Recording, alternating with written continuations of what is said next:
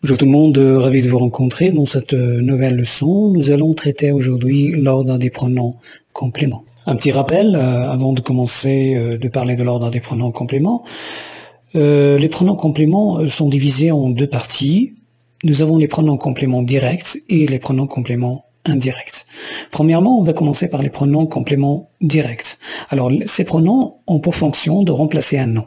Ils sont toujours placés avant le verbe, sauf à l'impératif, de forme bien sûr affirmative. Donc on dit par exemple fais-le. Si nous avons négative, nous allons dire ne le fais pas. Donc ces pronoms compléments sont les suivants. Nous avons me, te, nous, vous. Et ils représentent des personnes. Et nous avons, de l'autre côté, le, la, les représentent des personnes ou des choses. Les pronoms personnels compléments d'objet direct, COD, remplacent des noms de choses ou de personnes définies. Ils répondent à la question quoi ou qui. Quant à les pronoms personnels compléments d'objet direct, COI, remplacent des noms de personnes précédés de la préposition à. Ils répondent à la question à qui. Exemple, il téléphone à Patrick. Il téléphone à qui? À Patrick. Donc il téléphone à Patrick.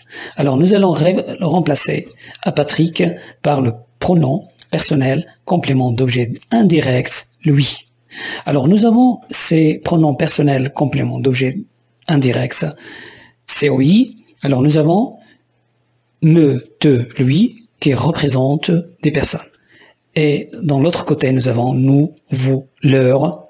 C'est le pluriel qui représente des personnes ou des choses. Alors nous sommes arrivés aux pronoms qui sont un peu compliqués. Ce sont les pronoms adverbiaux en et y. Alors qui remplacent des compléments précédés des prépositions de et à. Alors premièrement, on peut remplacer quoi? Un pronom précédé d'un article indéfini, un, une, des. Vous avez des enfants? Oui. J'en ai. Alors, on remplace des enfants. Un nom précédé d'un article partitif, du, de la, des. Par exemple, tu veux du café? Alors la réponse, oui, j'en veux. Alors, au lieu de dire je veux du café, alors je remplace du café par j'en veux.